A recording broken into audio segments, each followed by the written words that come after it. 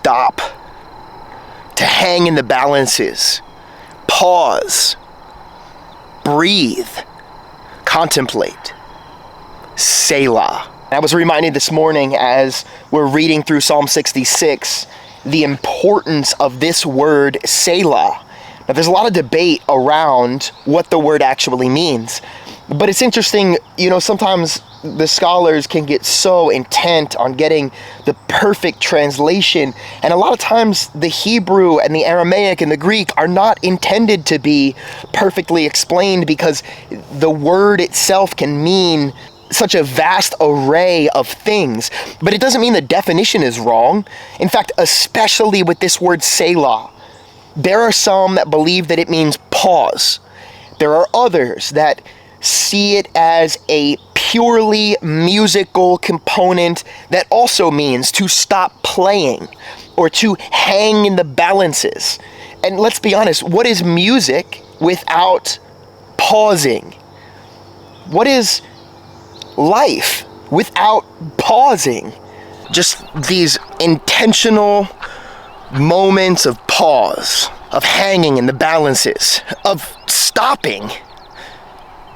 Even that word stop, we have this natural inclination to believe that it just ceases to move. But in order to stop, you have to apply an equal and opposite force in the opposite direction. Does that sound like an action? Because it is. It is hard to find what one of my really good friends used to call Selah moments. And I think they're hard to find because you have to be intentional about making them, not so much finding them. See, if the musical portion of this is true, then it is an intentional stopping. It is an intentional pausing, ceasing to play, ceasing to speak. I am a quick, get it done, keep moving kind of guy. And so when I come across a word like Selah, it means a lot to me. It means a lot to me, especially because in my walk with God, there are a lot of times that I long for the fruits of the Spirit to come by osmosis. And I place this Selah right in those categories.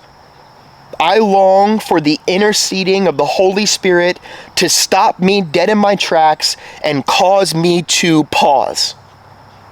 And that does happen sometimes. But the reality is that more often than not, I have to intentionally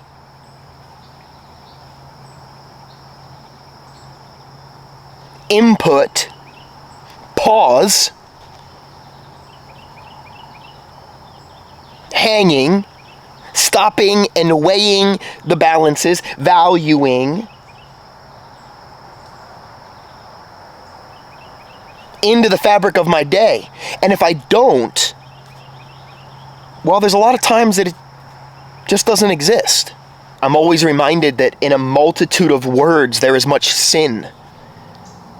The times that I've gotten myself in trouble or I've said things that have hurt people or that I never should have said, oftentimes have come out of not incorporating Selah moments, even within my time of relationships with others. This stuff runs deep for me. And so when I read this word Selah, it is rich in meaning and application. So, where can you incorporate a Selah moment or two today?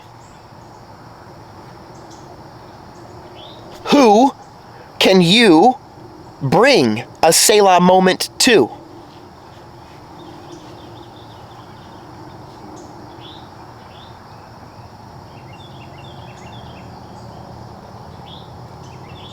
I would encourage you, be intentional about it.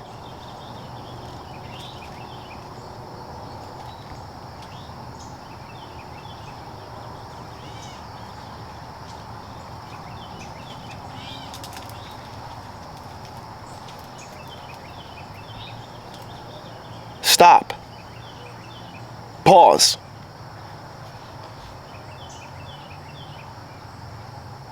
Let it breathe.